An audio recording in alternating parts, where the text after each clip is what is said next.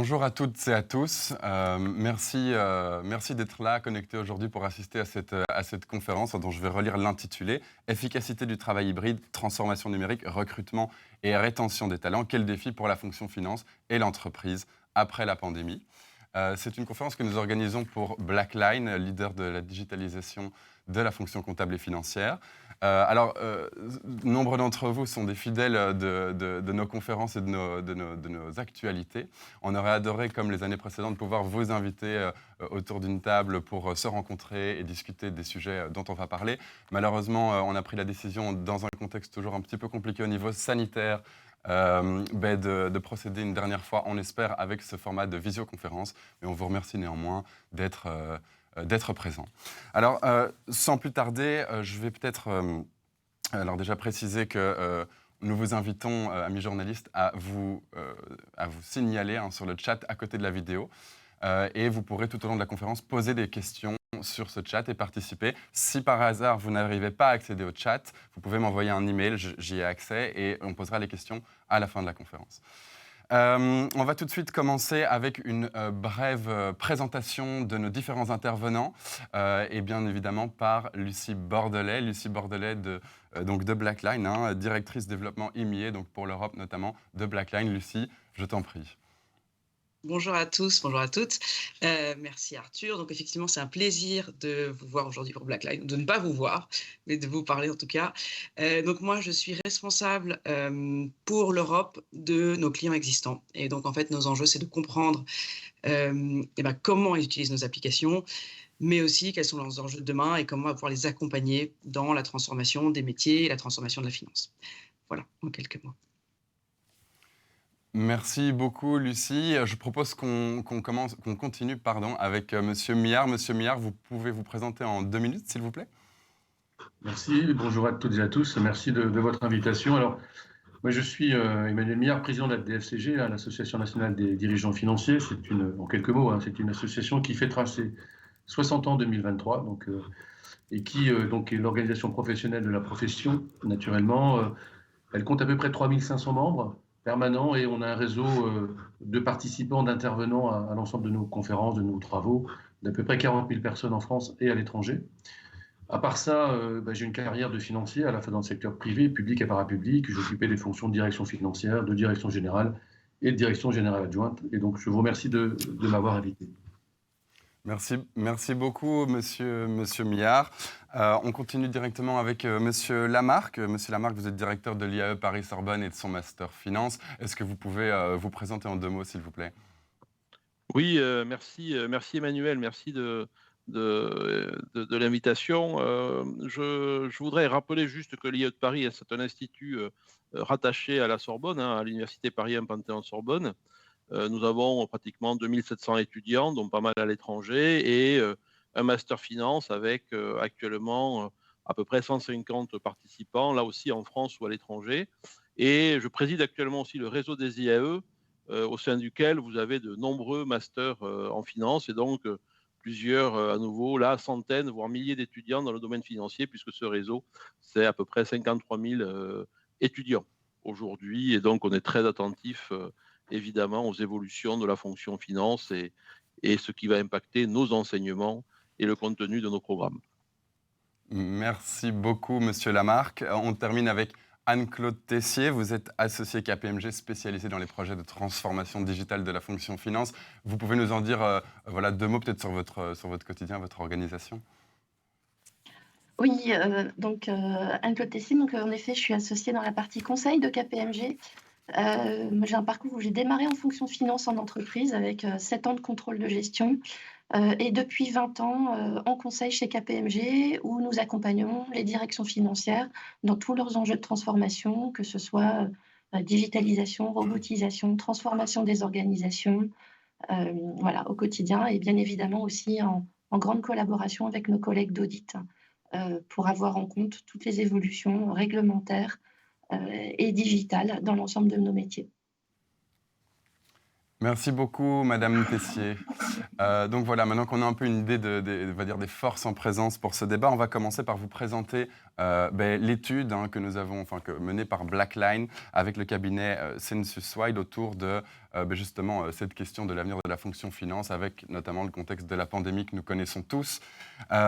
C'est un travail que nous effectuons régulièrement, de faire des études au niveau mondial avec Blackline. Et Lucie, je vais peut-être directement te laisser présenter les principaux enseignements de cette étude qui va servir finalement de base à cette discussion. Oui, merci beaucoup Arthur. Donc pour reprendre, on fait depuis 2018 un certain nombre d'études avec Census Wide. Il y a 2 parties dans l'étude qu'on va vous présenter. Donc au départ, c'était 16 questions qui ont été posées à un panel de directeurs financiers, de directeurs généraux partout dans le monde. Donc pour la France, c'est 150 personnes qui ont été interrogées. Et sur les 16 questions qui ont été posées, vous verrez qu'il y en a à la fin 2 qui sont des questions barométriques. C'est-à-dire que c'est la même question qui a été posée en 2018, en 2020 et puis là en 2021. Parce que l'étude a été faite en 2021. Et les 14 autres questions ont cette année été vraiment autour de quels sont les enjeux d'attraction des talents, de rétention des talents, et puis quels sont les changements auxquels il faut se préparer post-pandémie pour la fonction finance. Voilà, donc sur les 16 questions, on en présente uniquement 11 ce matin, parce qu'il fallait choisir, sinon on allait déborder. Voilà, mais je pense qu'elles sont toutes accessibles si vous le souhaitez. Vous pourrez les avoir auprès d'Arthur si vous avez besoin d'informations complémentaires. Voilà. Peut-être rentrer dans les questions qui devraient s'afficher. Voilà, super. Alors, la première question, c'est finalement quelles sont dans les prochaines années les préoccupations les plus importantes pour... en fait, je vais vous faire le live en vrai. Je ne vois rien. Donc, on va faire autrement. Je vais ouvrir le PowerPoint. Puisque la façon dont c'est montré sur mon écran, je ne vois pas la question. Donc, bougez pas. On va faire ça différemment. Sympa, hein, le live, on adore. Alors...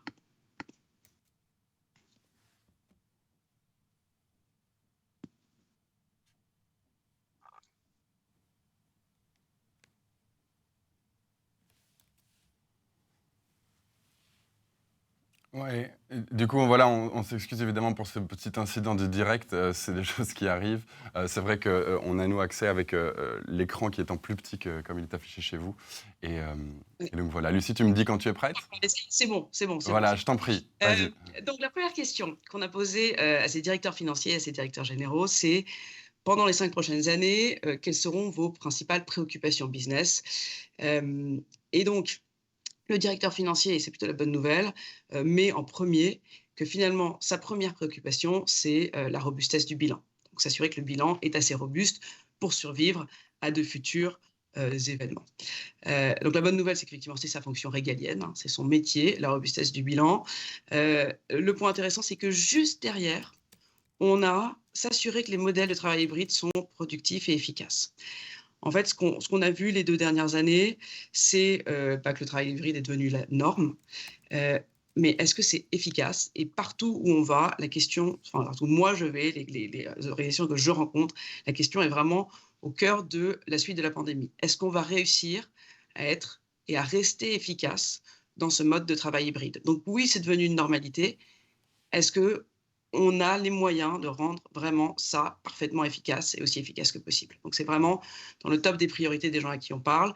Je sais que l'un des autres points sur cette slide qui sera abordé tout à l'heure, c'est que dans la partie très basse, vous voyez, la dernière des préoccupations, c'est ce qu'on appelle les objectifs environnementaux, sociaux et de gouvernance, donc ESG en anglais, en fait, en français, souvent on appelle ça la RSE. Ça a étonné les panélistes qui sont là aujourd'hui avec nous de voir que la RSE était aussi basse, alors que c'est quand même un des enjeux dont on parle beaucoup dans les réunions de directeurs financiers. Donc, on y reviendra tout à l'heure, mais voilà les 3 points sur lesquels on voulait attirer votre attention sur cette première question. Je vais donc passer à la deuxième question.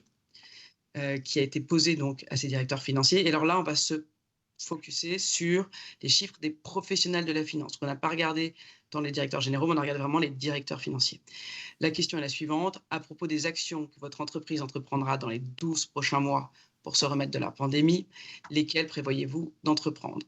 Donc là, ce qu'on voit, c'est qu'on a vraiment dans les premiers points, des points qui ne sont pas tant des sujets de directeurs financiers en tant que tels, les taux d'inflation ou autres, mais les 3 premiers points qu'on voit, c'est vraiment la croissance organique, la croissance via des fusions-acquisitions, le développement international. Et donc, on voit que le directeur financier, finalement, et c'est une très bonne chose, est au plus proche de la partie stratégique de l'entreprise. C'est-à-dire que dans un rebond post-pandémie, le directeur financier va être acteur et très proche de la stratégie d'entreprise pour accompagner ce qu'on espère sera une croissance forte. De façon intéressante aussi, contrairement à ce qu'on a vu dans la slide précédente. Dans la slide précédente, on dit finalement l'efficacité du travail hybride, c'est vraiment quelque chose qui est au cœur des préoccupations. Et là, on voit qu'à la toute fin, les investissements donc dans les solutions technologiques pour soutenir les besoins du travail hybride sont assez bas. Alors peut-être parce que cet investissement a déjà eu lieu, peut-être que finalement tout le monde est sur Teams comme aujourd'hui, mais en tout cas c'est une vraie question parce que est-ce que finalement les bons investissements ont été faits pour soutenir ce travail hybride? Est-ce que le travail hybride, ça n'est finalement que Teams et des outils de communication de ce type-là, ou est-ce qu'il y a beaucoup plus? Donc là aussi un petit point d'interrogation des intervenants sur pourquoi finalement cette partie investissement dans les outils pour le travail hybride est si basse. Voilà pour cette seconde question. La troisième question, et donc là on rentre dans ce qui est le cœur du sujet de l'étude, c'est-à-dire les compétences dont on va avoir besoin dans le futur, les façons de garder les gens, donc la rétention, la façon d'attirer les talents. Donc là on rentre vraiment dans cette partie plus RH. Et donc la question est la suivante, en prenant en compte les compétences dont votre entreprise a besoin pour s'adapter et se développer dans les 5 prochaines années, avec quelles affirmations êtes-vous d'accord? Et le premier point qui, moi, j'avoue, ne m'étonne pas du tout, c'est nous avons besoin davantage de personnes qui sont axées sur les données. Donc les données, la data, la compréhension du chiffre, et quand on parle du chiffre, on parle du chiffre de la finance, mais de toutes les données finalement qui vont entrer dans l'entreprise, c'est un point majeur des compétences qui sont recherchées aujourd'hui et sur lesquelles on se pose des questions. Finalement, est-ce que les talents qu'on a aujourd'hui sont les bons pour analyser cette multiplicité de données? Et donc, juste après, je m'inquiète que nous n'ayons pas les bonnes compétences pour entreprendre une transformation numérique aussi rapide que nos concurrents. Donc, on reviendra là-dessus sur le débat. Mais clairement, la data, la richesse de la donnée à laquelle on a accès maintenant, la capacité à la traiter qu'on n'avait pas forcément dans le passé dans les entreprises, et les talents qui vont avec pour se transformer, je pense que ce sera l'un des gros sujets du débat d'aujourd'hui. J'ai l'impression de parler toute seule. Si jamais Arthur, tu veux intervenir, n'hésite pas. S'il y a des questions, n'hésitez pas. Non, c'est très bien, Lucie. Allons-y sur le... Je disais, pardon, je ne sais pas si mon micro était activé. Allons-y sur les résultats et ensuite, effectivement, on fera place au débat. Oui, parfait. Alors, en prenant en compte le recrutement de futurs talents, quels sont les défis les plus importants auxquels vous faites face? Alors ici, on a fait un petit exercice. On a comparé finalement les résultats de la France. Donc tout ce que vous voyez jusqu'à maintenant, c'est bien les résultats des sondés en France. Et on a fait le travail de comparer ça avec l'ensemble du panel, à la fois d'un point de vue mondial, mais aussi avec un focus sur les États-Unis en particulier. Donc si on regarde le premier point ici, finalement, on pense que l'un des défis les plus importants, et ce que pensaient certains directeurs financiers, c'est de ne pas proposer de travail hybride. Donc, il y a effectivement des entreprises aujourd'hui qui continuent à ne pas proposer réellement de travail hybride, ou en tout cas, qui ne souhaitent pas le faire quand on sera en retour de pandémie. Et donc ça, c'est un vrai sujet pour 33% des directeurs financiers en France. Ce qui est intéressant ici, c'est que, en fait, c'est moins vu comme un défi ailleurs, probablement parce que le travail à distance ou le travail hybride est plus accepté ou est plus normalisé. Et notamment aux États-Unis, on a 9% donc d'écart, 9 points d'écart entre. Aux États-Unis, oui, ça peut être un défi, mais c'est un défi assez standard. On n'est pas sur les taux qu'on a en France. On verra là-dessus, c'est un des gros sujets, mais est-ce qu'il n'y a pas un sujet sur les entreprises qui finalement ne vont pas se mettre au diapason de cette nouvelle normalité du travail hybride? Arriveront-elles à attirer et à retenir les meilleurs talents? Là, on reviendra là-dessus également. La question 6 est spécifiquement sur la rétention des employés. Donc super, vous avez identifié les talents qu'il vous fallait, vous les avez attirés, comment les retenir? Et donc la question est, qu'est-ce qui a les plus grands effets négatifs sur la rétention d'employés dans la fonction finance de votre entreprise? Là aussi, un petit focus sur la partie gauche. Les 2 plus gros points qui sont remontés, c'est l'apprentissage. Donc finalement, s'il n'y a pas de possibilité d'apprentissage de nouvelles compétences, car le travail finalement journalier demande trop de temps, si on n'a pas cette capacité d'apprendre, c'est vraiment un effet négatif sur la rétention des employés. Ils ont besoin de partir. Dans une entreprise où on n'apprend pas, finalement, où on n'évolue pas, c'est le deuxième point, où il n'y a pas d'évolution de carrière, on ne voit pas les évolutions de carrière. Est-ce que les employés de la nouvelle génération resteront? Est-ce qu'on arrivera à les garder? Là-dessus, on y reviendra aussi. On parle pas mal en ce moment de grandes démissions. Donc est-ce que finalement, ce qu'on voit dans des métiers du tertiaire de type l'hôtellerie, la distribution, où on voit des grandes vagues de démissions, notamment aux États-Unis, mais ça arrive aussi ici, est-ce qu'on ne va pas voir la même chose dans nos métiers si on n'est pas capable de donner du sens, si on n'est pas capable de vraiment pousser l'apprentissage et le développement des employés? Voilà. La question 7.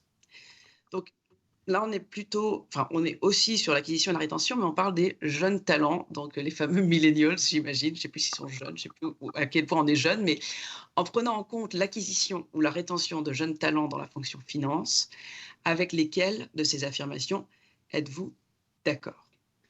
Alors, le premier point, c'est que les candidats s'attendent à ce que nous soyons plus compétents dans le numérique. Effectivement, on se rend compte en parlant à nos clients qu'il y a un vrai décalage entre finalement ce que les jeunes attendent de l'entreprise, ce qu'ils imaginent de l'entreprise, d'un monde ultra connecté, avec accès à beaucoup de données, une information avec de la business intelligence, de la BI, donc de la business intelligence, éventuellement de l'intelligence artificielle même. Donc c'est un peu la vision d'entreprise qui est renvoyée vers l'extérieur. Et puis finalement un monde d'entreprise qui se transforme et qui n'est pas toujours aussi numérique que notre monde privé en fait. Et donc finalement des outils, on a tellement d'outils, on est tellement digital dans notre vie privée, parfois le monde de l'entreprise, dans certains cas, c'est pas toujours le cas, mais dans certains cas n'est pas aussi avancé que ce qu'on pourrait penser et que ce que pensent ces jeunes qui arrivent sur le marché du travail. Le second point, c'est que, et ça je pense que ce sera aussi un des gros sujets de notre débat de tout à l'heure, puisqu'on a la chance d'avoir Eric avec nous, c'est qu'il y a un point de vue qui est que les diplômes académiques ne préparent pas forcément les personnes au travail quotidien. Et là, il y a un débat à avoir. Est-ce que l'objectif de l'université est de préparer au travail quotidien ou d'apporter aussi d'autres choses, d'autres façons de faire, d'autres façons de voir, un esprit critique et ce genre de choses. Voilà, mais donc un petit décalage entre la fonction comptable telle qu'elle est enseignée et la fonction comptable telle qu'elle est pratiquée dans les entreprises. La question numéro 9. Lorsqu'il s'agit de recruter de nouveaux talents pour la fonction finance, de quel type de compétences techno pensez-vous que votre entreprise a besoin, en plus des compétences et qualifications traditionnelles en finance et comptabilité? Donc là, sur la partie technologique particulièrement, alors vous retrouverez un peu tous les sujets dont on parle, la RPA, l'intelligence artificielle, la blockchain. Pratiquement personne ne dit non, mais pas besoin de compétences technologiques. Donc, c'est plutôt la bonne nouvelle. Donc, sur la partie basse, 6% pensent que les compétences traditionnelles sont suffisantes. Je pense qu'aujourd'hui, c'est effectivement une toute petite minorité parce que la digitalisation est là et c'est un fait. Moi, ce qui m'intéresse, c'est la partie de gauche, l'intégration des systèmes financiers. Ce qu'on ne sait pas forcément quand on n'est pas dans les entreprises, c'est qu'il y a un certain nombre d'entreprises qui ont de réelles dettes technologiques. C'est-à-dire que finalement, on a rajouté des couches technologiques au fur et à mesure des années, des décennies, et on a des systèmes financiers qui ne sont pas forcément très intégrés. Et là-dessus, il y a vraiment, si on parlait tout à l'heure de capacité à analyser la donnée, avant d'analyser la donnée, encore faut-il pouvoir la récupérer et puis l'homogénéiser. Donc l'intégration des systèmes financiers pour récupérer la donnée, homogénéiser la donnée. Je sais que ça fait partie des enjeux qu'Anne-Claude voit tous les jours, donc on pourra en reparler tout à l'heure, mais je pense que l'intégration des systèmes financiers, c'est effectivement un enjeu majeur pour la suite, parce qu'on ne peut pas automatiser, on ne peut pas faire de l'IA, etc., si on n'a pas finalement un endroit où on a une information partagée et homogène. La question numéro 11. Dans quelle mesure êtes-vous d'accord ou non avec l'affirmation suivante ? Des personnes avec un passé en comptabilité ou en finance font de bons directeurs d'entreprise. Là, on a un petit peu de tout, mais on a quand même une majorité qui pense qu'effectivement, la fonction comptable et financière peut servir de tremplin vers des fonctions plus stratégiques de l'entreprise. On est sur des choses assez classiques là en termes de point de vue. On se retrouve assez bien avec un certain nombre d'études qu'on voit. Question numéro 12. Quelles compétences pensez-vous être les plus importantes pour de futurs chefs financiers dans votre entreprise ? Donc, moi, ce qui m'a vraiment attiré là-dessus, c'est le point numéro 4. Donc, la collaboration, la capacité à collaborer avec des collègues d'autres fonctions. Et là aussi, c'est la comparaison avec l'international. En France, finalement, la collaboration pour le futur directeur financier, c'est un point parmi d'autres. Vous regardez les États-Unis, c'est le premier point, c'est le point majoritaire. C'est-à-dire que la collaboration entre la direction financière et le reste de l'entreprise, pour les États-Unis, c'est le point numéro 1. En France, on est à 22%. Moi, je pense et j'espère qu'on va voir effectivement cette partie collaborative monter. Et je pense que c'est un réel enjeu pour demain, mettre la finance au cœur de l'entreprise, mais surtout au cœur des relations avec les autres et pour que chacun et tout le monde se comprennent au-delà de vraiment ce qui est les fonctions, je dirais, régaliennes de la direction financière. On pourra revenir là-dessus également. Ce qui m'a fait sourire, parce qu'il faut bien se marrer, l'empathie arrive avec 5,3%. Donc apparemment, les directeurs financiers ne pensent pas que l'empathie est un enjeu majeur pour le futur directeur financier. Bon, je ne sais pas si on reviendra là-dessus, mais moi, ça m'a fait sourire. Question 14. Quel niveau de confiance avez-vous dans l'exactitude de vos données financières ? Alors ça, c'est une des questions barométriques qu'on a posées. Donc vous voyez sur votre écran 2018, 2020 et 2021, puisque l'étude a été faite en fin 2021. Et alors là, ce qui est fascinant, c'est effectivement, on passe de « j'ai totalement confiance dans les chiffres et les données financières » en 2018 à 75%, 46% en 2020 et 11% en 2021.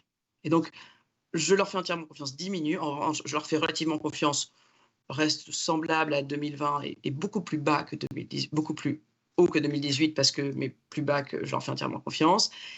Et on a carrément des gens qui, en 2021, disent « je n'ai pas confiance dans les chiffres ». Donc 19,3%, ce qui n'était pas le cas dans les baromètres précédents.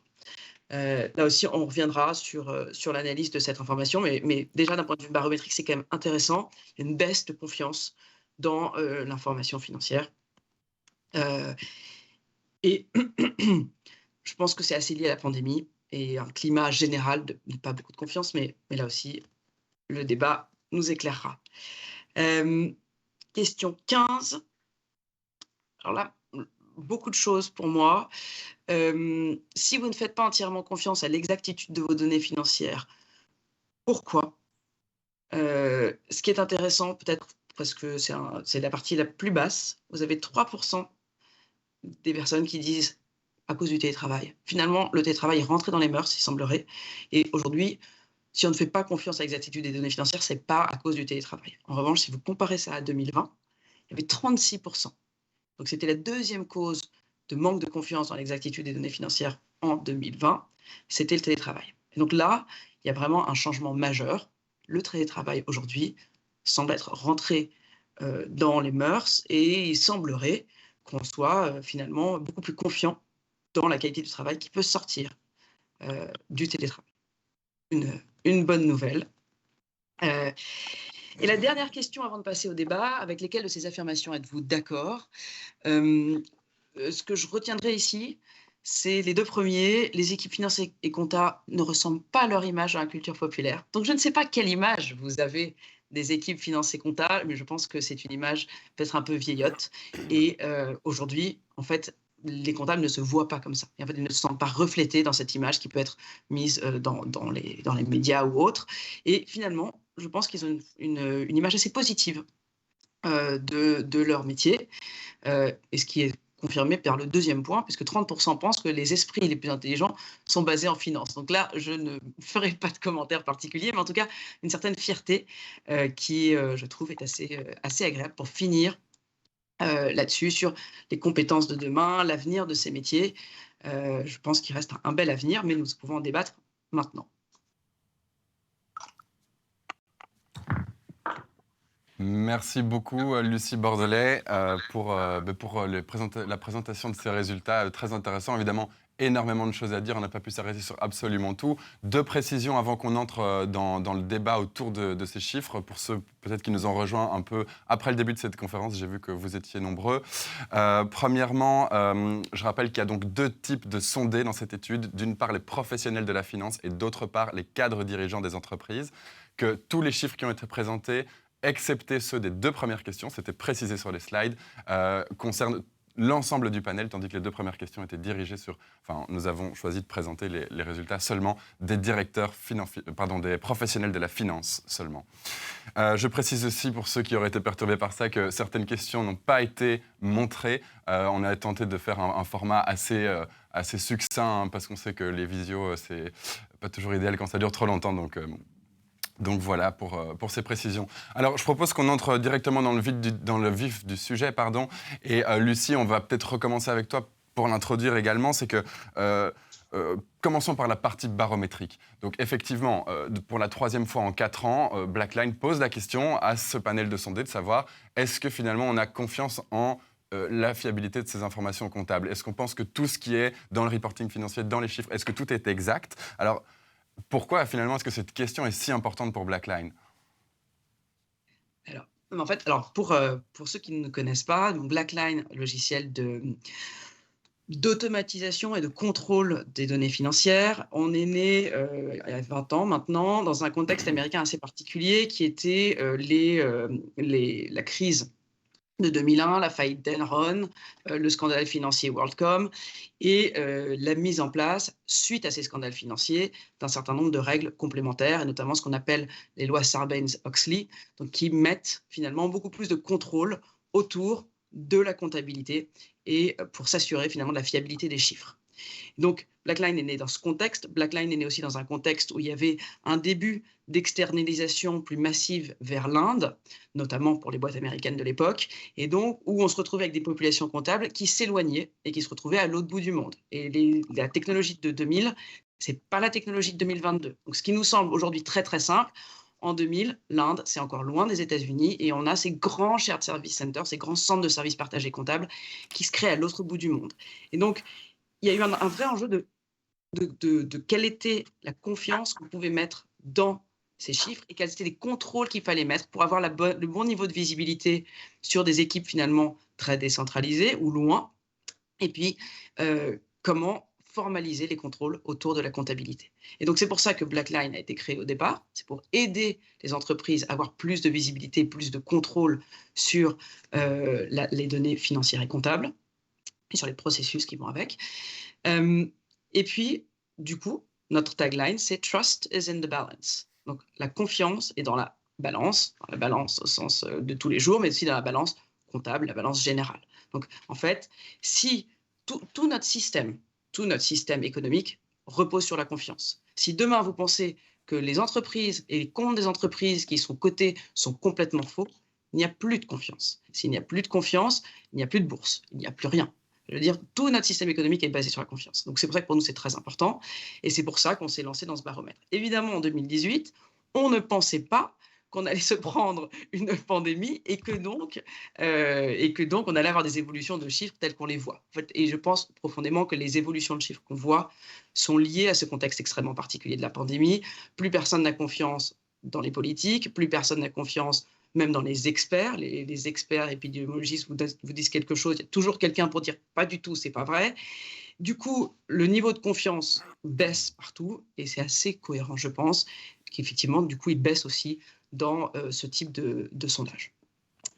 Voilà. Merci beaucoup, Lucie, pour ce retour. Alors, je me tourne vers vous, Anne-Claude Tessier.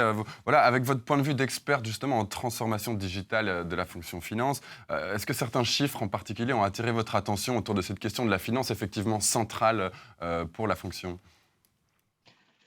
Oui, tout à fait. Le point sur la confiance dans les chiffres m'a clairement interpellée pour compléter ce que vient de dire Lucie. 50% du panel qui disait avoir confiance ou non confiance dans ces chiffres. Alors, on a aussi eu accès aux chiffres derrière la moyenne, c'est-à-dire avec ce que disaient les directeurs financiers. 75% ont confiance dans leurs chiffres. Alors, on peut dire que c'est beaucoup plus rassurant que les 50%, mais ça veut quand même dire que 25% des directeurs financiers ne sont pas complètement confiants dans leurs chiffres. Je trouve ça beaucoup plus problématique. Une des pistes d'explication, c'est quand on a vu le retour des contrôleurs de gestion également dans les qui disaient avoir confiance à 40% dans les données financières. Donc là, ça m'a fait réfléchir sur est-ce qu'on parle de données financières réelles, notre compte de résultat, notre bilan réel, est-ce qu'on est plus sur des enjeux de simulation, de forecast. On parle beaucoup maintenant de predictive forecasting. Donc, est-ce que la notion de données financières est arrivée aussi avec les enjeux de prévisionnel par rapport au réel? Ce serait intéressant de regarder par secteur.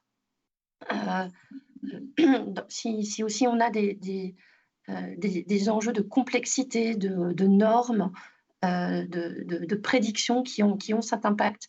Dans tous les cas, ce qu'on voit en majeur, nous, dans nos projets de transformation finance, c'est que on va de plus en plus vers la mise en place de solutions digitales de contrôle des chiffres, d'automatisation des contrôles, de sécurisation des contrôles. On adapte aussi nos méthodologies d'audit et de transformation pour intégrer toute cette partie d'automatisation. Donc, je regarderai avec grande attention les prochaines années pour voir si on a un effet pandémie ou si on a une tendance beaucoup plus forte dans la dégradation du niveau de confiance dans les chiffres. Merci beaucoup Anne-Claude Tessier pour ces éléments de réponse également. Alors, Monsieur Miard, je me tourne à présent vers vous. Évidemment, vous avez un regard sur l'ensemble de la fonction finance à l'échelle nationale, sur tout son écosystème, etc. Alors, de votre côté, comment est-ce que vous percevez ces chiffres et cette question de la confiance de manière générale ? Déjà, je voudrais effectivement saluer l'étude qui a été présentée, qui recoupe un certain nombre de constats qu'on a fait naturellement. Je voudrais quand même préciser que la population des financiers d'entreprise, ce n'est pas que les grandes entreprises, ce n'est pas que les entreprises de taille moyenne. Ici, j'ai le sentiment qu'on parle des grosses entreprises. En réalité, la fonction finance en France, sur ses responsabilités, c'est des dizaines de milliers de responsables financiers, de responsables du contrôle de gestion, etc. Donc, je ne voudrais pas qu'on généralise à l'occasion d'une étude autour d'un panel certes représentatif, mais probablement pas représentatif finalement de toute la fonction finance. Et ça, vraiment, j'insiste là-dessus. Ce que je voudrais dire aussi, c'est que naturellement, il y a des points qui ressortent de l'étude qui a été présentée. Ce qui ressort des enquêtes qu'on fait actuellement, c'est naturellement et en premier chef la RSE. La RSE, aujourd'hui, irrigue complètement les métiers du directeur financier, du dirigeant financier. Ça, c'est une constante et c'est très important. On a ensuite, naturellement, la transformation à la fois digitale, mais aussi de l'entreprise. Il faut dire que pendant cette crise, entre guillemets, cette crise sanitaire, les entreprises ont gagné 3 ans, 4 ans, voire 5 ans d'avance sur leur projet de développement. Et elles se sont transformées pendant cette crise. Elles ont développé des outils, elles ont fait évoluer des outils. Et ça, il faut insister là-dessus. C'était l'occasion aussi de ce grand chambardement, de cette grande révolution. Donc, il s'est passé beaucoup de choses en 2 ans qu'on aurait pu peut-être conduire en 4, 5, 6 ans, peut-être même 10 ans. Donc, insister sur ce sujet-là. La data, bien sûr, mais moi-même, quand j'étais auditeur à l'époque chez Arthur Andersen, on s'interrogeait aussi naturellement sur la data, la donnée, est-ce qu'elle est fiable, est-ce qu'elle n'est pas fiable. C'est une constante, je dirais, c'est une constante. Et heureusement qu'on s'interroge sur la qualité et la fiabilité de la donnée, sinon on serait dans un système où il n'y aurait plus vraiment d'intérêt finalement à travailler sur ces sujets-là. Donc c'est un point extrêmement important, vous avez raison d'insister là-dessus, et sur lequel on n'a pas fini finalement d'avancer. Les talents, les compétences, oui, c'est un vrai sujet, et c'est un sujet qui nous préoccupe au sein de la DFCG. Alors, on travaille naturellement en lien étroit avec le monde académique et les étudiants. Je salue ici Eric, Eric Lamarck, avec qui d'ailleurs, Eric, si tu me permets, dire qu'on a signé en 2021 une convention nationale avec le réseau des IAE France, parce qu'effectivement, on considère que c'est important de pouvoir intégrer l'étudiant dans sa formation jusqu'au sein de l'entreprise. Donc, c'est vraiment des sujets qui sont extrêmement importants. Et puis, peut-être préciser que, et Lucie l'a dit, hein, le rôle du directeur financier aujourd'hui, c'est plus un chef comptable, c'est terminé. On n'en trouve plus, même dans les petites entreprises. Le directeur financier, le responsable financier ou le dirigeant financier, il est passé d'une fonction plutôt comptable, en réalité, à une fonction de conseiller, de consultant, de business partner, comme on dit. Et donc, c'est quelqu'un qui est multicompétent, qui est multifacette. En fonction de la taille de l'entreprise, ben, il sera très certainement amené à prendre des fonctions plus importantes, à évoluer, à s'adapter. Et donc, on voit effectivement un déplacement du curseur qui est vraiment très important et qui est complètement et qu'on retrouve un petit peu partout. Hein, cette espèce de vraiment d'évolution de la fonction vers, encore une fois, d'un comptable. C'est pas péjoratif du tout, parce que s'il n'y a pas de comptable, il n'y aurait pas d'entreprise, hein, je le dis, mais toute cette fonction-là vers une fonction de conseiller un petit peu multifacette. Voilà. En tout cas, les messages que je voulais vous faire passer ce matin. Merci beaucoup, Monsieur Millard. Je me tourne enfin vers vous, Eric Lamarck. Alors voilà, on évoque beaucoup d'aspects, évidemment, de la réalité quotidienne de la fonction comptable. Est-ce que ces aspects se reflètent finalement dans vos activités, la façon dont cette discipline est enseignée? Oui, alors effectivement, il y a aujourd'hui une évolution et un travail sur la partie données qui se renforce, hein, de façon très claire, hein. C'est-à-dire, c'est un sujet qui demande aujourd'hui et est au cœur de nos réflexions sur la structuration des diplômes à l'avenir. Cette partie, effectivement, d'abord consultation, identification des datas, quels sont les outils qu'il faut utiliser au-delà des documents traditionnels comptables qu'on peut avoir, mais on regarde beaucoup effectivement les sites des entreprises qui publient leurs données, donc des outils pour travailler aussi sur la gestion d'actifs, des outils pour travailler sur l'analyse des performances des entreprises, hein. Donc en fait, ce métier, je dirais, tend un petit peu à se scinder un peu en deux entre justement tous ceux qui vont être en charge ou qui voudraient travailler à la constitution des datas et à la qualité des datas. Et après, on y reviendra, je pense, dans notre question sur l'analyse et ce qui vient d'être dit sur effectivement la capacité à analyser et à connecter avec le reste de l'entreprise. Alors, c'est là aujourd'hui notre débat. On se pose la question, c'est est-ce qu'il faut spécialiser d'un côté on va dire le financial data, hein, en quelque sorte, donc c'est les experts des données financières avec tout le contrôle que évoquait Anne-Claude ou Lucie. Donc, est-ce que c'est un métier en tant que tel et qui serait spécialisé au départ, donc une évolution effectivement de la fonction comptable au-delà des données comptables, mais des données financières en général, et puis de l'autre côté, des financiers qui seraient des analystes, hein. Pour l'instant, on essaie de combiner les deux, mais peut-être qu'à l'avenir, il faudra peut-être séparer, hein, séparer les deux. Ça, c'est un vrai sujet. Je reviendrai plus tard sur la question de l'adaptation des diplômes académiques. L'autre sujet, c'est que cette préoccupation de la qualité des données, même si elle se renforce, on peut sans doute partager la compréhension de ce chiffre de défiance entre le contexte, hein, quand même, hein. Il faudra quand même, nous, on a dans l'université, pour vérifier ce genre de choses, on regarde ça sur longue durée pour voir si c'est un effet pandémie ou pas. Donc, on peut, voilà, en tout cas, ça fait faire une hypothèse sur effectivement une défiance généralisée qui touche aux data. Mais de l'autre côté, ces questions d'audit, de contrôle qualité des données, etc., ont toujours été au cœur des préoccupations. Et je rappelle que sur la crise bancaire de 2008, sur les notations, par exemple, des banques, notamment aux États-Unis, à l'évidence, les datas n'étaient pas complètement alignées, ou en tout cas n'étaient pas de bonne qualité pour percevoir les risques. Donc, ce n'est pas une nouveauté.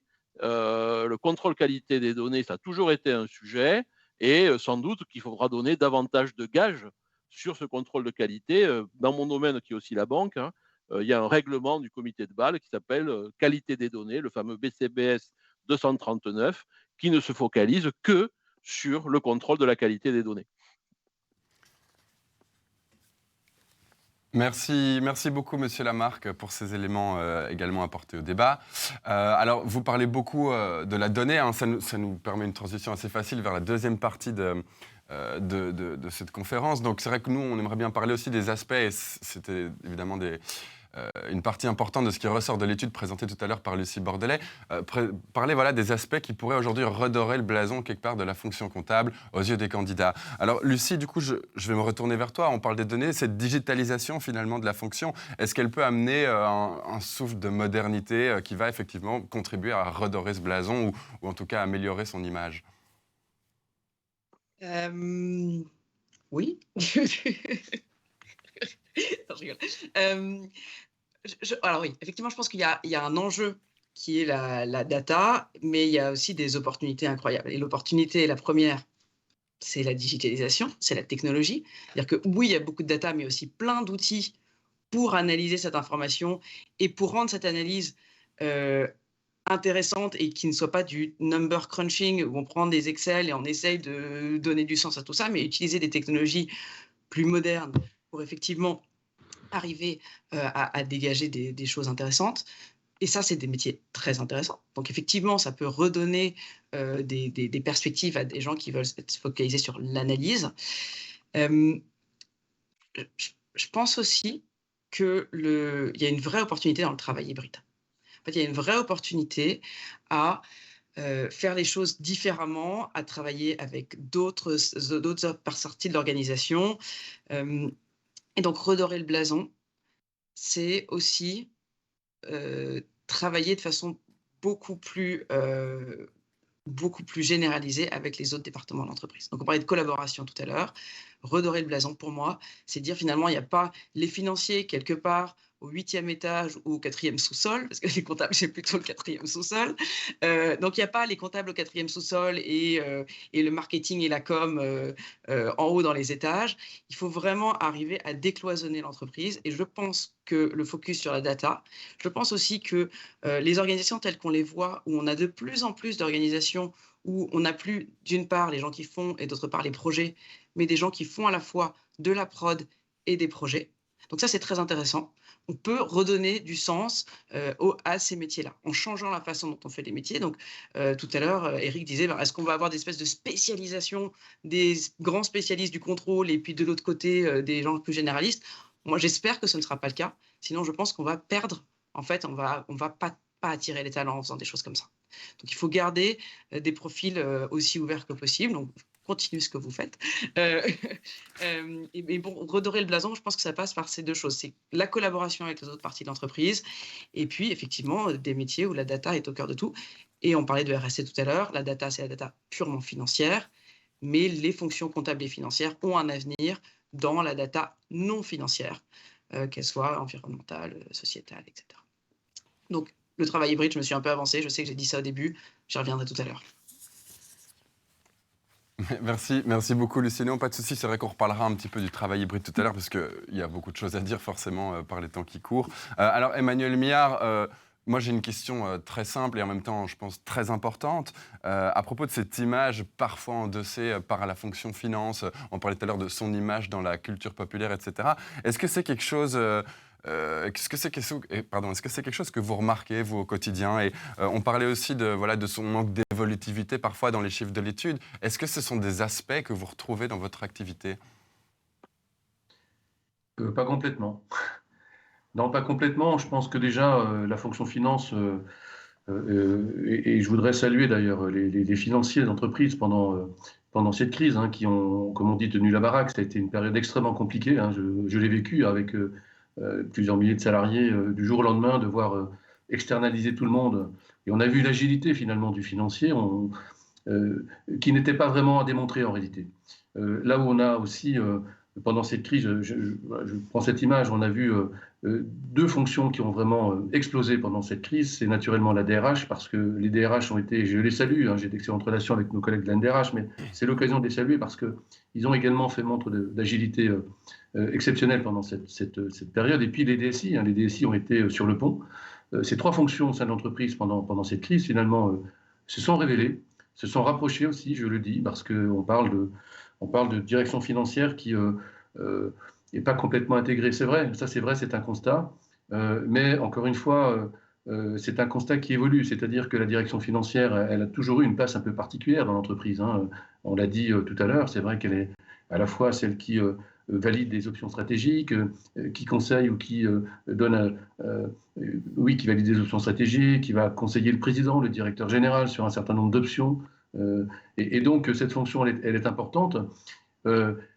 Ça dépend du secteur, ça dépend des entreprises. Je sais que dans certains secteurs, l'intégration est beaucoup plus simple. Ça dépend aussi à la fois de la culture. On parlait de culture d'entreprise, on parlait de télétravail ou de présentiel. C'est vrai que tout ça va jouer aussi naturellement sur l'intégration de la fonction finance dans l'entreprise. C'est évident. Mais je n'ai pas le sentiment que les financiers soient quelque part un peu has-been ou un peu dépassés. Au contraire, hein, je pense qu'ils sont imaginatifs. Je pense qu'ils ont été, encore une fois, et cette crise, entre guillemets, naturellement, elle est à déplorer, mais sur ces fonctions-là, je pense qu'elle a quelque part un peu secoué le cocotier. C'est-à-dire qu'elle nous a obligés, forcés à nous poser des questions, à réagir dans l'urgence, à poser des options, et puis à se transformer. Et donc, peut-être aussi que la direction financière, comme toutes les directions, hein, je pense que ce n'est pas propre à la direction financière, vivait quelque part sur une espèce d'un tendanciel, comme disent les budgétaires, et qu'à un moment donné, ça nous est tombé dessus et on a été obligé de réagir très vite.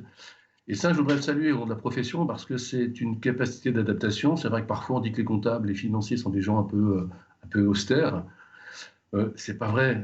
Voilà. Et j'espère en tout cas démontrer le contraire. Je pense qu'on est adaptable. On a été vraiment extrêmement mobilisés là-dessus. Alors bien sûr, il y a des points d'évolution. Je pense que l'intégration que soulignait Lucille et Anne-Claude, c'est vrai. Je pense que là-dessus, il y a encore du chemin à faire dans l'intégration, mais peut-être aussi dans la connaissance de nos métiers. C'est ça, quand on parle d'intégration, il faut savoir ce qu'on fait en réalité. Parce que si nos collègues des directions opérationnelles ou des directions d'activité ne comprennent pas ce qu'on fait, s'il n'y a pas de communication transversale, si on ne les associe pas à des projets, naturellement qu'on sera toujours face à des fossés d'incompréhension. Et donc voilà, donc oui, ça c'est un axe important, je valide complètement, peut-être de développement, de rapprochement pour avoir une espèce d'entreprise intégrée, finalement, où tout le monde soit un petit peu au courant de ce que fait les uns les autres. Un financier doit être un bon, quelque part, quelqu'un qui connaît parfaitement son activité. Et puis un opérationnel aussi ne doit plus être aujourd'hui complètement déconnecté, décorrélé de ces questions financières. C'est juste important. C'est juste important pour que l'entreprise de demain soit une entreprise à la fois efficiente et complètement intégrée. Merci beaucoup, monsieur Miard. Et j'embraye justement avec monsieur Lamarque. Et je pense qu'il y a une façon bien précise peut-être de voir s'il existe un désamour de la fonction finance, si elle a une mauvaise image. Est-ce que vous remarquez, vous, en termes, je sais pas, des inscriptions, des candidats à cette fonction dans vos formations, ce que l'étude indique à ce propos? Non, enfin, honnêtement, sur les formations que l'on peut avoir, qui sont parfois plus orientées banque, plus orientées finance, de façon générale. D'ailleurs, nous, hein, pour revenir sur ce que disait Emmanuel, on parle de management financier de l'entreprise, hein, pas de finance ingénierique ou autre, donc je reviendrai là-dessus. Donc non, il n'y a pas de désamour, nous avons beaucoup de candidats, nous sommes souvent dans les IAE obligés de sélectionner parce que nos places sont limitées. Le master finance de l'IE de Paris prend en formation initiale, hein, je dirais 10% à peine des candidats, malheureusement. J'aurais aimé en prendre plus, mais pas plus de 10%. 400, 500 candidats pour 30 places, 35 places, hein, vous voyez à peu près. Et même en formation continue, puisque nous avons des formations continues et nous souhaitons effectivement former des gens à la finance tout au long de la vie. C'est pareil, on ne prend qu'un étudiant sur 2 ou 3, ce qui en formation continue est une sélection forte. Donc il y a un attrait pour les questions de finance, parce que, comme ça a été indiqué, la finance, souvent, c'est des choses, si on n'y est pas tout le temps, si on veut y revenir, il faut acquérir ou réacquérir des compétences. Donc, c'est déterminant parce qu'elles ont quand même évolué, évidemment, au cours du temps. Sur la question des diplômes académiques, évidemment, on ne peut pas ne pas réagir un petit peu sur ça. C'est que si vous prenez, si vous prenez des diplômes qui ont été faits dans certaines facultés très théoriques, oui, je confirme, il y a parfois un décalage. Si vous prenez des étudiants, je prêchais par ma paroisse, d'IAE, qui font souvent ces formations en alternance, c'est-à-dire qu'ils passent la moitié du temps en entreprise et en particulier dans la fonction ou comptable ou finance ou contrôle de gestion, nos taux de placement, vous en avez plus de la moitié qui sont placés avant même la fin de leur contrat d'alternant, et nos taux d'insertion à 1 an sont à plus de 90%. Donc on est quasiment au chômage naturel. Donc ça veut dire qu'ils trouvent un emploi et je pense que les retours qu'on a des entreprises et notamment des directeurs financiers est la très bonne adaptation de ces diplômes. Donc il faut faire attention aussi aux gens au niveau des employeurs de regarder les parcours des étudiants. Et c'est vrai aussi, petit point aussi sur notre philosophie. Si vous prenez des étudiants aujourd'hui qui sont en quête de sens, qui veulent être impliqués, qui veulent avoir des responsabilités, si quand ils arrivent en entreprise, ils sont cantonnés à des tâches un peu répétitives, un peu arides ou au sous-sol, comme c'était indiqué par Lucie, c'est sûr que vous n'allez pas les conserver. Alors ça, je vous confirme qu'entre l'étranger et le reste, vous n'allez pas les conserver. Ils sont extrêmement sollicités, ce qui est plutôt bien, pour eux. Donc voilà, donc il convient que l'entreprise fasse aussi une place à leur esprit critique, à les questions de débat, parce que c'est ça aussi que nous, on leur enseigne à l'université par rapport à d'autres établissements qui sont plus les compétences pour l'employabilité. Nous, on fait ça, mais en plus, on a la faiblesse de penser qu'à l'université, on forme aussi des gens qui sont capables de prendre du recul, d'avoir des débats, même s'ils sont jeunes. Et si, évidemment, ils arrivent dans des organisations où ça n'est pas le cas, ils vont être déçus. Et un étudiant, un jeune embauché déçu, a une capacité à partir. Lucie parlait des mouvements de démission qu'il pouvait y avoir. Je peux vous dire qu'effectivement, il n'hésite pas. Et moi, quand il me parle ou quand je les revois un an après, parfois 18 mois après, ils ont quitté l'entreprise dans laquelle ils sont entrés, où ils étaient en contrat d'alternant, parce qu'à l'évidence, alors je ne jette pas la pierre aux entreprises, mais en tout cas, ça ne convenait plus. Alors, peut-être eux qui ont la bougeotte, vous me direz, mais en tout cas, ça ne correspondait plus. Et enfin, pour terminer, sachez qu'effectivement, aussi dans les IAE, Institut d'administration des entreprises, nous ne formons des gens qu'en connexion avec les autres fonctions.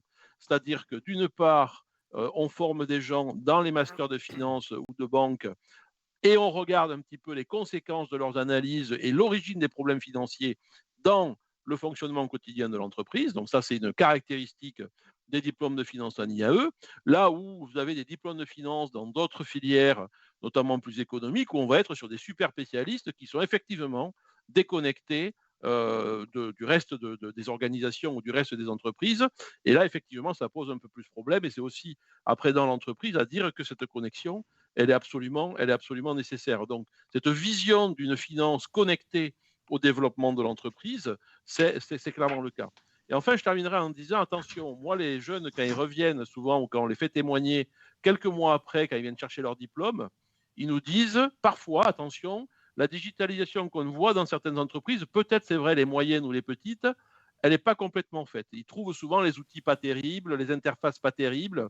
Moi, j'ai beaucoup de retours de gens qui me disent « Ouais, mais alors leurs outils, c'est presque le Moyen-Âge, hein, excusez-moi, à peu près c'est ça. » Donc, je pense qu'il y a beaucoup d'entreprises aussi qui doivent aussi accélérer. Alors, télétravail, oui, digitalisation, oui, mais faites attention aussi, les jeunes sont habitués à avoir des types d'interfaces et je dirais presque aller chercher des interfaces très, très, très intuitives, collaboratives et attractives, ça augmentera d'autant plus leur intérêt pour les analyses de data et après produire un certain nombre de conseils au reste de l'entreprise. Merci beaucoup, Monsieur Lamarque. Alors, c'est très intéressant parce que, du coup, ce que vous venez de dire, ça corrobore directement un des chiffres de l'étude, de dire que la numérisation, on en parle, mais ce n'est pas encore tout à fait une réalité dans les faits, dans les entreprises. Autre point dont on a parlé durant l'étude, c'est l'aspect, justement, de la stratégie... Pardon. Là, je m'emballe. Sur l'aspect de plus en plus stratégique de la fonction finance pour piloter l'entreprise. Alors, il y a un axe qui aujourd'hui est de plus en plus important à ce niveau-là, c'est celui des RSE ou ESG. Anne-Claude Tessier, vous pouvez peut-être nous en dire un mot. Est-ce que c'est quelque chose que vous remarquez? Est-ce que c'est les responsabilités sociétales, etc. Est-ce que ce sont des sujets qui vont incomber à la fonction finance de demain justement dans ce processus de transformation dont vous êtes spécialiste? Alors, incomber le RSE est un sujet extrêmement large. En revanche, ce qu'on voit, c'est que la fonction finance est complètement... alors déjà, on est en décalage par rapport au sondage qui avait été présenté. Et Lucie, tu nous avais expliqué que l'étude datait peut-être déjà d'une année. Et nous, on a vu sur la dernière année une accélération formidable des sujets d'ESG, de RSE dans les entreprises et dans la fonction finance en particulier. On a énormément de projets d'accompagnement, de taxonomie verte. Le financier et le non financier sont de plus en plus interconnectés. Donc oui, la fonction finance va être incontournable parce qu'elle a la capacité, l'expérience de traiter des données. Ces données de RSE, de SG vont être des données en communication financière et extra-financière. Donc la fonction finance a un rôle fondamental à jouer. Après, elle n'est pas seule, loin de là, puisque à nouveau, on est sur des données qui sont souvent opérationnelles et qui ne sont pas forcément des flux financiers. Et peut-être là, je rejoins deux points qu'a dit Emmanuel juste avant. Je suis totalement d'accord avec ce qu'il a dit sur la résilience et l'agilité incroyable qu'ont démontré les fonctions finances pendant nos 2 années de pandémie. On n'a pas eu de scandale de la moitié de la France n'arrive pas à clôturer ses comptes. On n'a pas eu ça. Et pourtant, comme le dit aussi Eric, on a peut-être certaines entreprises qui sont encore un petit peu poussiéreuses avec des écrans qui clignotent pour servir les fonctions comptables. On n'a pas eu ça. On a eu une capacité incroyable de résilience et d'agilité et de force. Les troupes sont fatiguées, hein, nous on le voit aussi dans nos projets, parce que en effet, DRH, DSI, fonctions finance ont été un socle incroyable de résistance. Euh, et, et je trouve aussi que la confiance revient aussi. Ces personnes ont vu à quel point elles étaient utiles à l'accompagnement, à la solidité de ce qui était en train de se passer et à l'accompagnement de la transformation business. Et c'est là où je reviens sur les sujets RSE, données extra-financières. On voit aussi une accélération dans beaucoup de nos secteurs sur le e-commerce et le digital.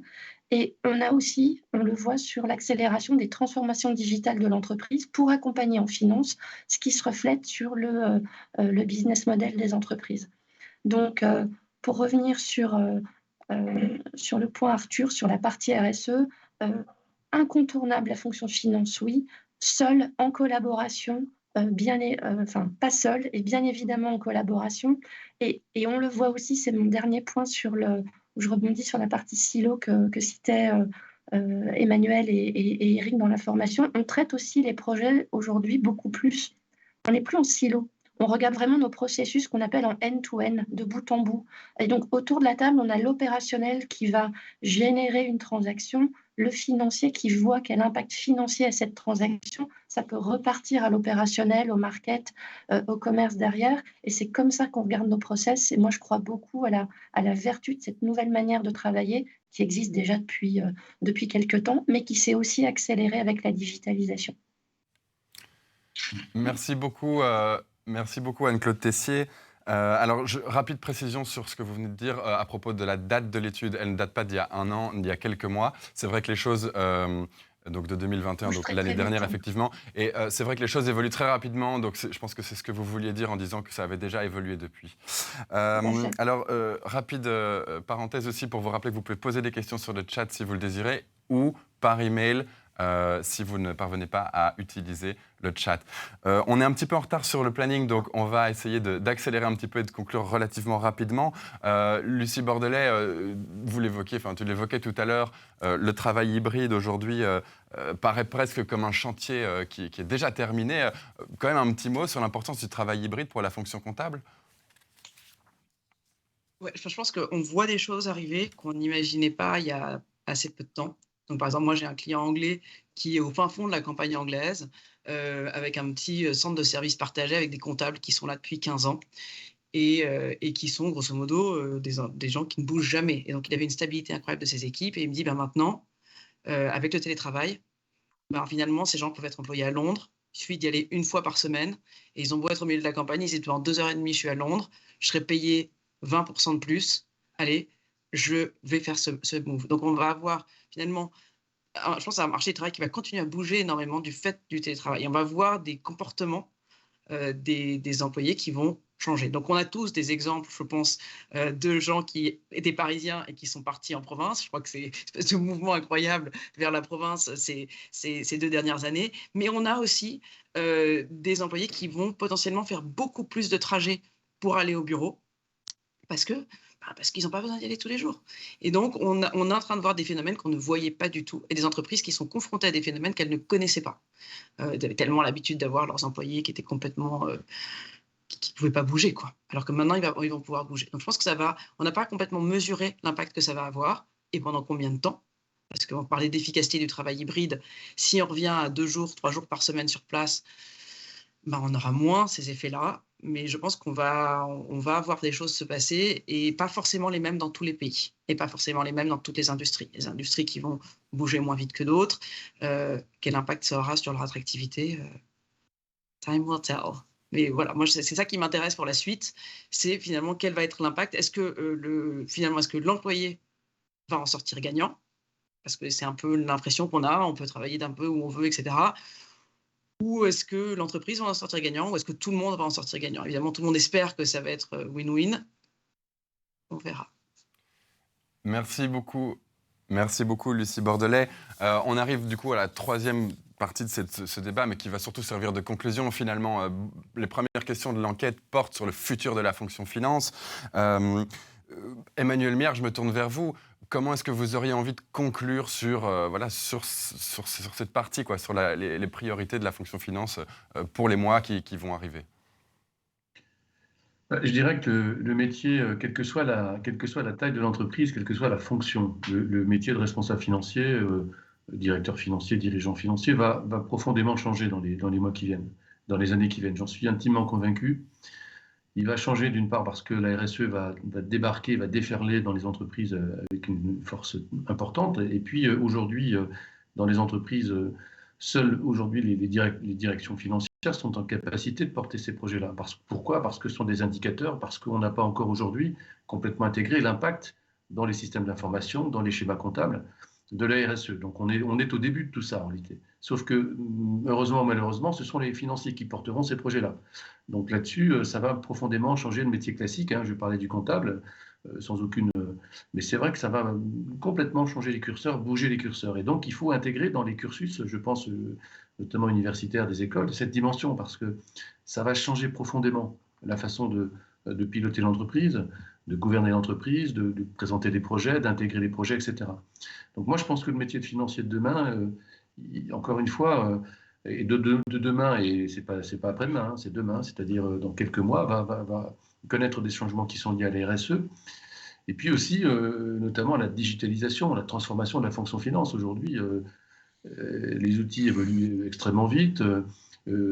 On a évoqué le fait de télétravailler. Je pense qu'on restera sur des modèles hybrides. Il ne faut pas se le cacher, sur des 2 jours télétravaillés, 3 jours, d'autant plus facilement sur des fonctions support. Les fonctions support sont aujourd'hui complètement télétravaillables. On a fait fonctionner des directions support à 200 personnes, tout en hybride, tout en distanciel, et ça fonctionnait très bien. Et même au démarrage, il y a eu quelques calages, mais ça fonctionnait très bien rapidement. Donc, on est sur un métier qui restera stratégique dans l'entreprise, peut-être plus encore, mais qui restera quelque chose, mais qui présentera cette capacité. Je pense que ça peut intéresser, on parlait de la jeunesse tout à l'heure avec Eric, mais je pense que les jeunes aujourd'hui recherchent aussi peut-être cette agilité, d'avoir un travail à la fois en présentiel, en distanciel, que nous, notre génération, enfin je vous inclus, mais notre génération n'avons pas complètement connu. Donc oui, beaucoup de bouleversements, beaucoup de changements.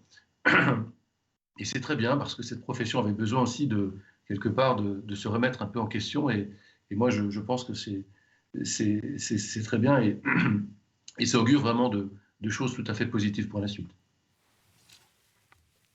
Merci beaucoup, Monsieur Miard, pour cette conclusion. Éric Lamarque, je me tourne vers vous. Est-ce que vous avez des éléments à apporter et que vous aimeriez souligner en guise de conclusion pour votre part? Je voudrais confirmer d'abord les attentes et d'abord les résultats de l'étude aussi sur le fait que aujourd'hui nous avons des modules de formation sur la finance durable, sur tout ce qu'on appelle la soutenabilité au-delà des critères ESG.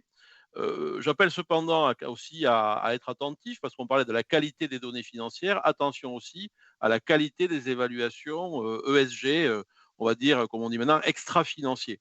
Donc, on a le même problème et je pense que le même sera plus important et il va falloir constituer des bases de référence pour pouvoir estimer la qualité réelle de l'engagement dans tel critère environnemental, S de sociétal et l'évaluation de la gouvernance, qui est aussi, on n'en a pas parlé aujourd'hui, un sujet financier. Donc oui, on l'intègre, mais à l'université, on a quand même l'avantage aussi de l'intégrer dans le cadre aussi d'une politique de recherche.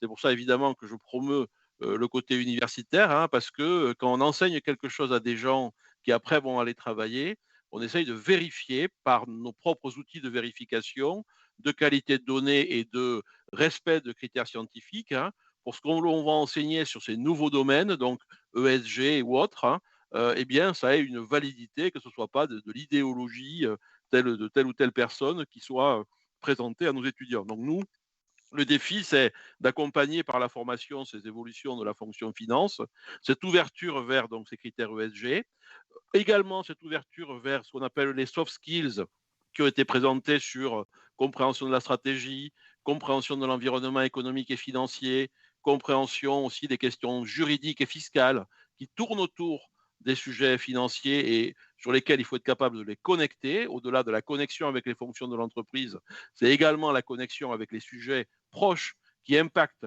les données financières et qui donc doivent être mobilisées pour les questions d'analyse. Donc, c'est tout ça aujourd'hui. Et donc, effectivement, le financier ou les financiers à l'avenir, et nous, on essaie de les préparer à ça, ce sera quelqu'un qui peut assurer le continuum de justement ce qu'on disait au départ, la qualité de la data et la fiabilité des données, jusqu'à une qualité d'analyse qui permette évidemment d'intégrer toute une série de facteurs et de faire sans doute un équilibre entre la performance financière et la performance non financière. Donc c'est tout ça que l'on essaye aujourd'hui d'intégrer petit à petit dans nos formations, mais avec les précautions aussi quand même qui s'imposent. Certains pourraient dire un peu de lenteur, mais on préfère attendre un peu en disant des choses justes que d'aller vite en disant des choses approximatives. Ça, c'est peut-être un biais de l'université, mais moi, personnellement, je l'assume totalement. Merci, merci beaucoup. Alors, Anne-Claude Tessier, rapidement, un petit mot de conclusion pour vous également. Merci. Donc, moi, je trouve que je rejoins complètement ce qu'ont dit Eric, Emmanuel et Lucie. Moi, je trouve que le futur de la fonction finance, je le vois passionnant.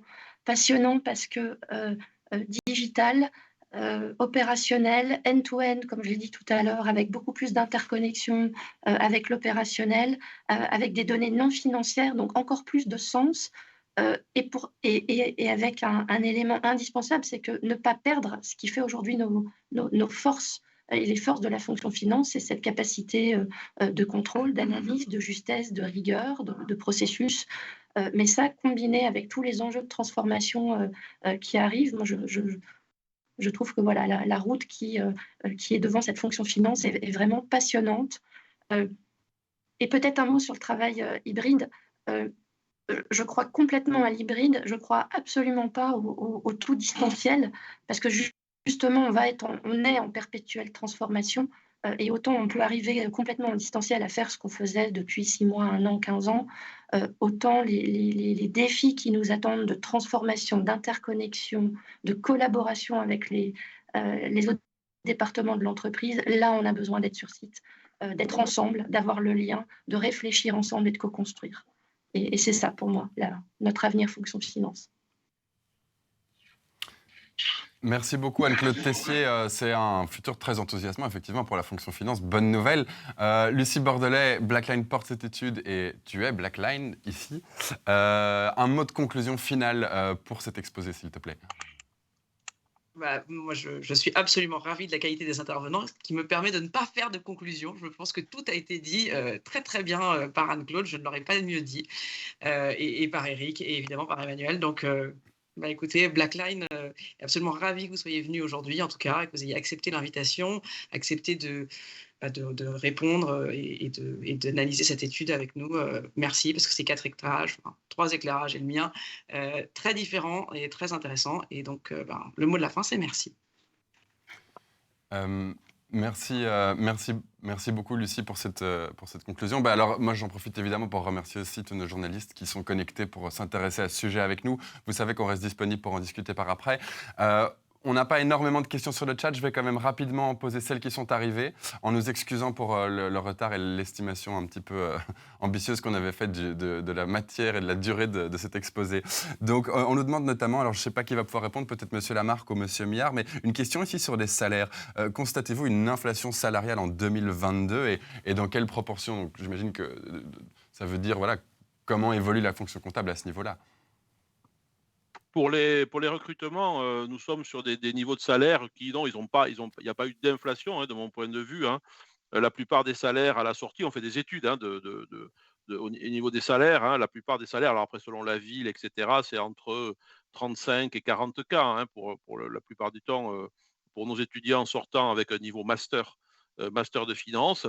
Après, il y a des fonctions, enfin, en tout cas, des diplômes. On parlait de l'attractivité des diplômes où il y a un peu moins de monde. Vous savez, la finance très quantitative, la finance ingéniérique qui forme souvent des traders à forte dose de mathématiques. Là, effectivement, on a vu un peu une réduction des effectifs dans ces programmes et où là, après, par contre, les salaires sont au départ assez élevés. Après aussi, il y a ceux qui partent à l'étranger. Il faut bien noter que les jeunes qui partent à l'étranger ont souvent, par rapport à la France, 20% de plus à minima de rémunération, 20 à 30%. Voilà, donc c'est moi les chiffres que j'ai, je les ai à l'entrée, hein, c'est-à-dire à la sortie, puisque nous regardons évidemment les salaires d'embauche de nos jeunes diplômés. Merci beaucoup pour cette réponse, Monsieur Lamarque. Nouvelle question qui m'est parvenue par email, sans doute plutôt pour Lucie ou pour Madame Tessier. On parle beaucoup d'évolution des métiers comptables et financiers vers la data. C'est effectivement un sujet dont on a beaucoup parlé. En quoi serait-ce nouveau, sachant que ces métiers consistent à la base à collecter, traiter, puis produire des données? Donc, Lucie ou Anne-Claude, quelqu'un qui voudrait apporter des éléments de réponse, même si évidemment on l'a déjà évoqué entre les lignes? Alors, je vais faire une première réponse. C'est que la donnée, donc complètement alignée, bien sûr, avec le cœur de la fonction finance, c'est traiter de la donnée et de la donnée financière depuis le début.